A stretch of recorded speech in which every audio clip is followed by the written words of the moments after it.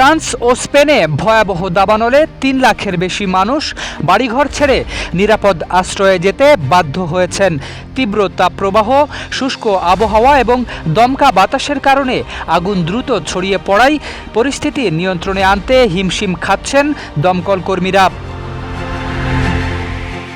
বিবিসির খবরে বলা হয়েছে, ফ্রান্সের দক্ষিণ পশ্চিমাঞ্চলের গিরন্দ ও নদ অঞ্চলে প্রায় ২.৫ লাখ মানুষকে নিরাপদ স্থানে সরিয়ে নেওয়া হয়েছে।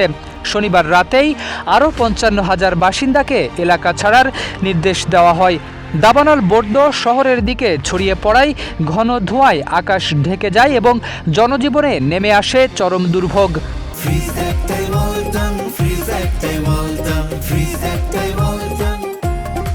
দমকল কর্মকর্তারা জানিয়েছেন, আগুন এতটাই তীব্র যে এটি নিজেই ঘূর্ণিবাতাসের মতো বায়ুপ্রবাহ তৈরি করছে। ফলে মুহূর্তেই আগুনের দিক পরিবর্তন হচ্ছে এবং নিয়ন্ত্রণ করা কঠিন হয়ে পড়ছে। পরিস্থিতি মোকাবিলায় সেনাবাহিনী মোতায়েন করেছে ফরাসি সরকার। পাশাপাশি ঝোপঝাড় পরিষ্কার ও অগ্নিনিরোধক ফাঁকা এলাকা তৈরি করে আগুনের বিস্তার ঠেকানোর চেষ্টা চলছে।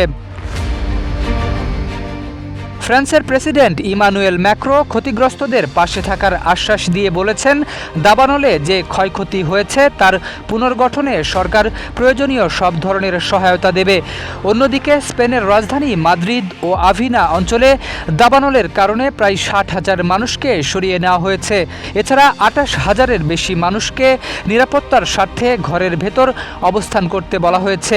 পরে টলেডোর কাছে অন্তত ৮টি পৌর এলাকাও খালি করার নির্দেশ দেয় স্থানীয় কর্তৃপক্ষ। স্পেনের ভ্যালেন্সিয়া অঞ্চলে দাবানলে এক ব্যক্তির মৃত্যু হয়েছে। স্থানীয় গণমাধ্যম জানিয়েছে, ৭০-এর কোঠায় ওই ব্যক্তির মরদেহ তার গাড়ির ভেতর থেকে উদ্ধার করা হয়েছে। দেশটির প্রধানমন্ত্রী পেদ্রো সানচেজ সতর্ক করে বলেছেন, সামনে আরও কঠিন পরিস্থিতি অপেক্ষা করছে। চলতি বছর ইতোমধ্যেই স্পেনে প্রায় ১,৩০,০০০ হেক্টর বনভূমি পুড়ে গেছে, যা গত এক দশকের বার্ষিক গড়ের চেয়েও বেশি।